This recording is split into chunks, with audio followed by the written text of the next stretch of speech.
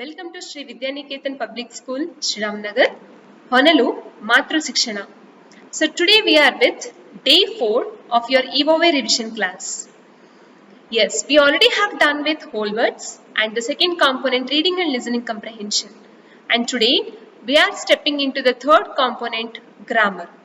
Now let us see what types of worksheets we need to solve. Yes, the first comes, you have to read the sentence and underline the word in the given sentence and you have to label whether it is past, present or future. Where past tense says that the action has been completed yesterday and present says that the action is taking place now. At present the action is going on. And then the future tells that the action will take place tomorrow. Now, for example, Sania plays with her toy cars a lot. In this sentence, which is a verb? Plays is a verb because the action is taking place here. It shows that action is going on. So, plays is a verb. Now, I have to identify whether it is present, past or future. So, now, which type of tense it is? Simple present. So, now I will write above this as PR. Okay, so read the other questions and then you have to identify the verb and label whether it is past, present or future. And then comes underline the verb and write which tense it is. So now, what is the verb in the given sentence? The river flows under the bridge. Yes, what is the verb here? Flows is a verb. Now, which tense it is? Simple present. Very good. So now the river flows. Flows is a verb and here we can say that it is a simple present. So I will write here as a simple present. And then comes fill the blanks with the given verb. There is a verb given here. You have to fill the blank by changing that particular verb into given tense. So here for example, she dashed for a long time. What is the verb given here? Walk. Walk is a verb. Now, I have to change this verb into future continuous. Future continuous means the way the action will take place tomorrow and it will be going on continuously.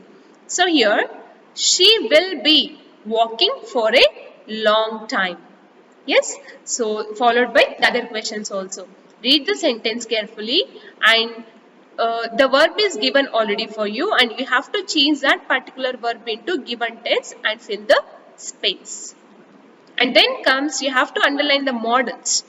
Read the sentence and underline the modals. So for example, we must follow all traffic rules. So which is the modal here?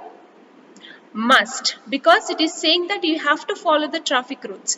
We must, it is showing an obligation that we must follow all traffic rules.